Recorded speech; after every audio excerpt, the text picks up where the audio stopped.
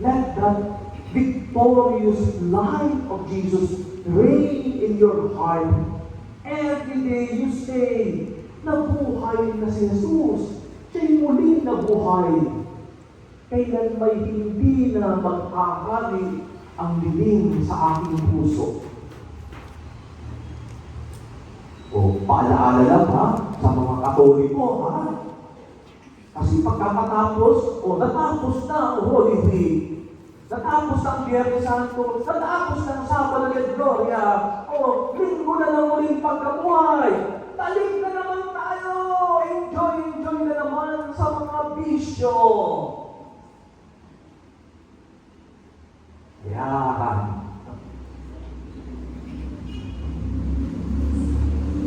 Namatay na si Jesus para sa ating kasalanan. Nagtagumpay siya. Magtagumpay, hayaan niyo, magtagumpay sa Jesus sa buhay namin, sa buhay mo. That Jesus be victorious over your life.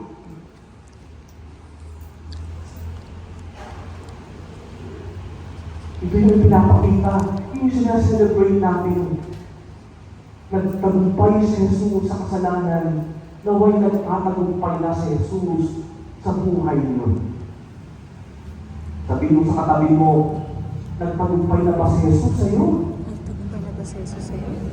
Ha? Yung iba na nakasimangot, parang mga Biyernes Santo pa rin.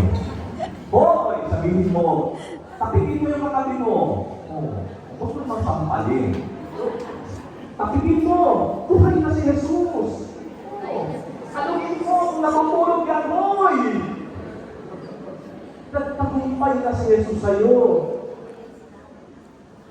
Huwag ka nang magsugahan.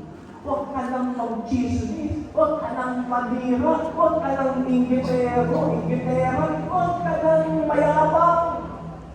Huwag ka nang magalit. Huwag ka nang magtanim ng galit. Hayaan palayain ka na ni Jesus. Palayain. Mabuhay ka ng malaya sa kasalanan. Malayang piliin ng Diyos. Malayang mahalin ng Diyos. Malayang alabugin ang iyong sarili sa liwanag ng Diyos. That is Easter. Iba, may mga, ang tawag doon, may mga Easter egg hunting. May mga pagaling-galing pa. Tuloy parang pag-Easter, parang na-associate sa mga kakabit. Mga itlog. Pero may bakit itlog? Ano ba yung itlog? It means new life. Egg daw. Natural, egg. Sa Kristang ito, tawag mo siya. Tungkol yun sa bagong buhay, sa bagong pagsinang. Kaya,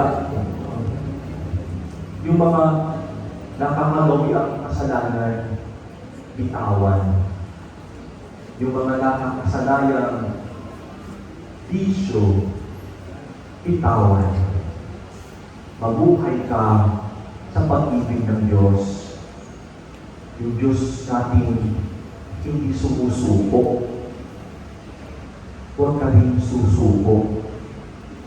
Minsan napapagod tayo. Kaya nga nagpapahinga. Hindi Eucharistia, nagpapahinga tayo, i-rest. Araw ng pamamahinga. Pero pagkatapos nun, sana puno ng pag-asa. Pwede pa tayo muling bumangon. Pwede pa pala tayo muling magsimula. Pwede pa pala tayo. The second chances are limitless. Napakalawak, napakalalim ng mabagat-awa ng Diyos. Huwag natin yung kalikuran. Huwag natin yung sayangin. Huwag natin siyang kalimutan.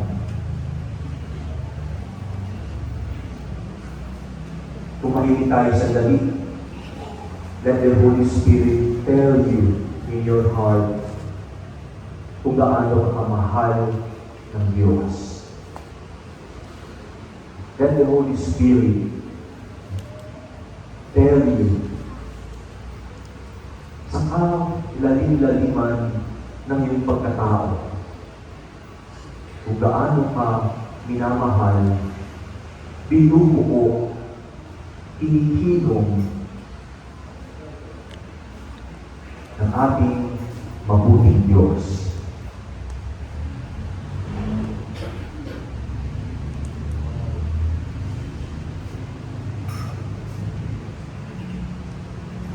Thank you pa kay Lord kasi kahapon na safe tayo sa biyahe.